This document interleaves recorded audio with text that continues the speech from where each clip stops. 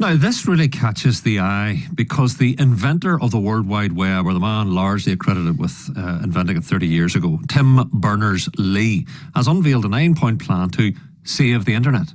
The British computer scientist is the director of the World Wide Web Consortium, sometimes called W3C. It oversees the continued development of the web, has raised all sorts of concerns about the direction and indeed the accessibility of the internet. Well, joining me in studio is the Professor of Cybersecurity in the Ulster University, Professor Kevin Curran. Of course, Kevin's here. Declan's on his way in as well. As a deeply engaged father, he has to steer his young daughter through the vagaries of devices and digitality in the coming years. She's what now, Declan? Only 2, 3? She's 3 last Saturday, so she's starting to push the buttons. Kevin, good to see you. Good afternoon. Kevin, I'll read the 9 principles just really quickly instead of labouring, and then we'll get into the detail of it. Principle 1, ensure everybody can get the internet. Secondly, keep all of the internet available all of the time. 3, respect and protect people's fundamental online privacy and data rights. 4, make the internet affordable and accessible to everyone. 5, respect and protect people's privacy and personal data to build online trust. 6, develop technologies that support the best in humanity and challenge the worst. That's an interesting one. 7, be creators and collaborators on the web. 8, build strong communities that respect civil discourse and human dignity. And finally, 9, Kevin, fight for the web. Catches the eye. Certainly catches the eye, doesn't it? Because we know, in a sense, what he's thinking here. Exactly. The internet can be a cesspit, and you know that better than anybody.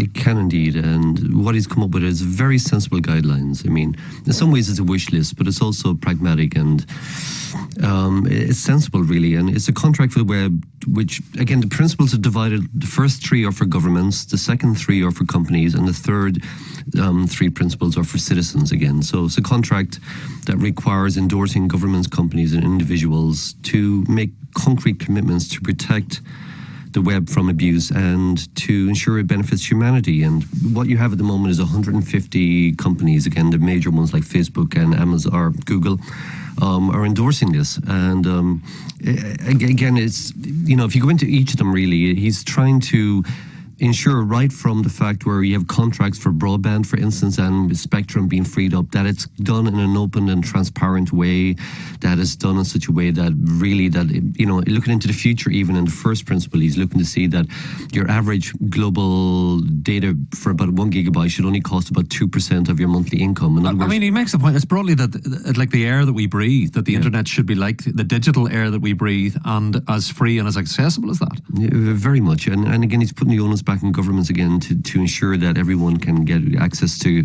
And also again, he's putting the thing about the principle number 2 is keeping the internet available all the time. In other words, that governments must be very transparent about what they block, and even how they regulate what we call the internet. In other words, you know, like, you know, that you don't really throttle one company's bits over another company's. In other words, that we need transparency when it comes to governments as well, and when it comes to telecommunication providers and internet service providers, that they're shown to be fair to all, that they're not just trying to look after themselves again. I think we know exactly what he's referring to. I mean, the malign stuff, the dark stuff, the fake news stuff, the influencing of elections. Don't know if you saw Sacha Baron Cohen, the comedian, the weekend online.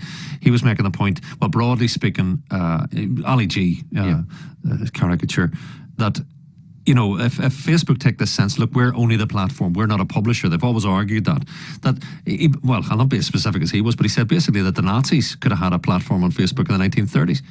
Right? It was an interesting point he made, exactly. I mean, they have so much power, really, and a lot of people never leave the walled garden of Facebook, and that's where they see all their news and everything else. And it is becoming a problem. I mean, this week, MIT, which is one of the leading computer institutions in the world, really, released this deep fake video of President Nixon talking about the guys not being able to get off the moon, you know, Armstrong and Aldrin.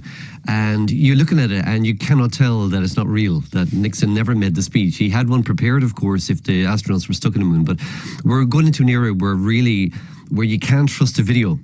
And again, so that's why we need regulations. We need to protect ordinary people against any corruption done. And, it goes into that later on about developing technologies that support the best in humanity. And it goes right into even having websites available in minority languages, again, having diverse workforces. It goes actually deep into it, not just the technology aspects, but actually companies themselves and their workforce. And there should be a diverse workforce as well. It's typical of a person who has one great idea. So it's almost like Zuckerberg himself, Kevin. Yeah. I mean, Berners-Lee did the one thing, and look where it's taken us all. It informs your daily life, mine, and most people listening to this. It's almost like Zuckerberg. Let's have a dating app for our university in America, and that becomes Facebook. Who was to know what Berners-Lee's creation would bring? But anyway, is he naive here? He says it's an attempt to bring governments, companies, and individuals together to shape a better future for the online world. He admits that China and Russia are unlikely to sign up, and he has concerns about America. The Trump administration, he says, hasn't shown any interest in signing up to those kinds of principles. We've gone too far, Kevin, haven't we? There's no way they're all going to sign up to Sunday school behaviour. No, I said regulations are catching up. I mean, last year the GDPR, which again in the internet thing here, a lot of that's already covered, the Principle 5 about respecting and protecting people's privacy. And he's right again that, and companies are being forced to be more transparent. In other words, and he asks there in that one, in Principle 5, that companies would have a very clear control panel that we can access on other sites to see what data they have on us, the privacy issues, be able to, rather than having to go back into 5, 6, 7 levels of, settings, and it changes every week. Make it more that's transparent. Palpable. Kevin, that's palpable now. I bought a product the other day, and I'll see what the product was. And I thought, right, I'll buy that. And I flashed it on my card. A thing came up on Facebook the next day going, have you seen an advert lately for this? Let's call it ham sandwiches. For ham sandwiches?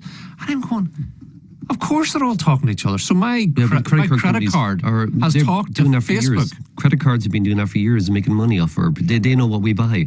They've been selling us to third parties. And again, the internet's now. So a lot of people don't know that. A journalist contacted me later and couldn't figure out why she was getting ads for something. She was convinced her phone was being listened to. And then I asked, well, did you buy the product with your credit card? And she did. And that was the answer. The credit cards, what you do with your credit card follows you. David, Declan Fanning's on the team.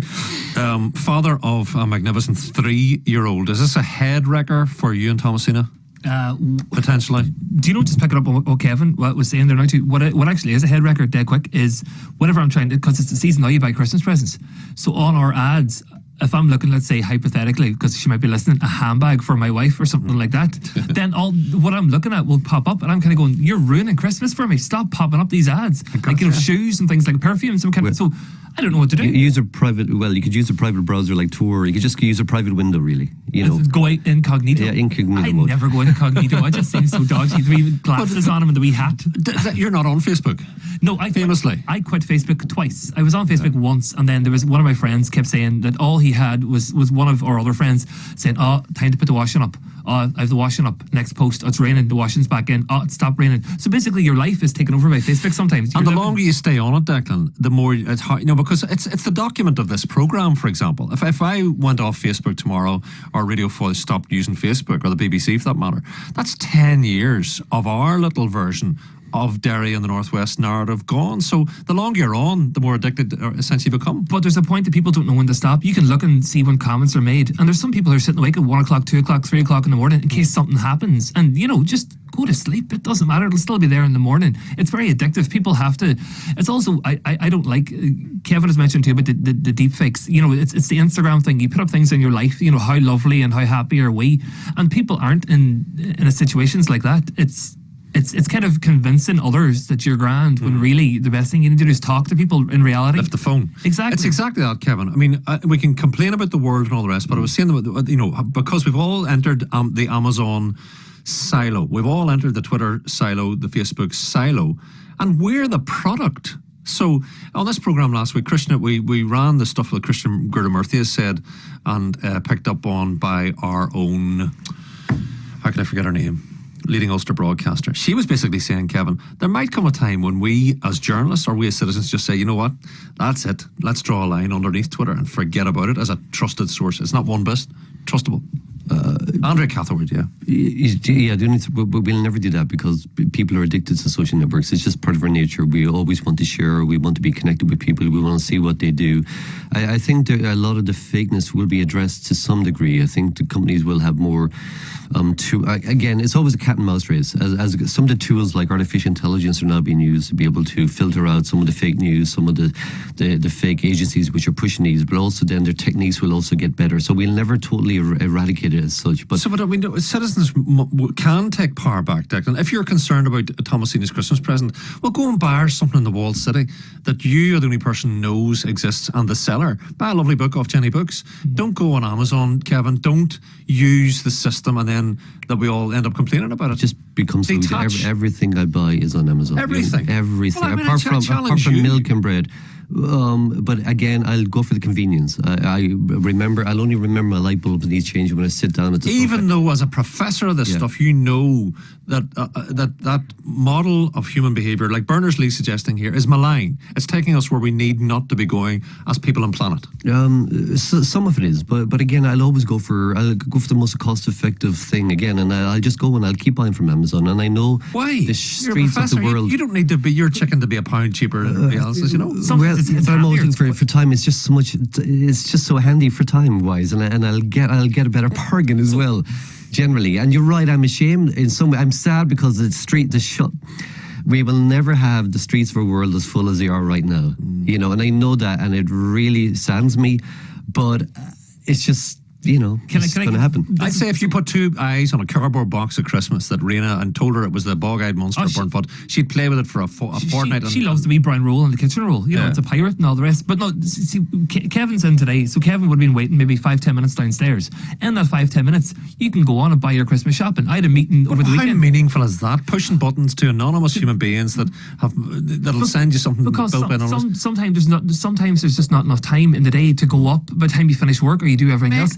So if you've 10 minutes, you're sitting waiting to do something else. Like if you're waiting in a car park for somebody, or you're sitting downstairs in a foyer, you can go on your phone, look at Amazon, see, oh look, there's a book that I wanted to get. Or you could go to Hugh Haggerty's on Christmas Eve and buy ham hocks for people, Kevin. And people, I bought ham hocks last year, £2.49, and people are still telling me about the ham hock. Not the thing I bought them on Amazon that they've forgotten about 10 minutes after I gave it to them.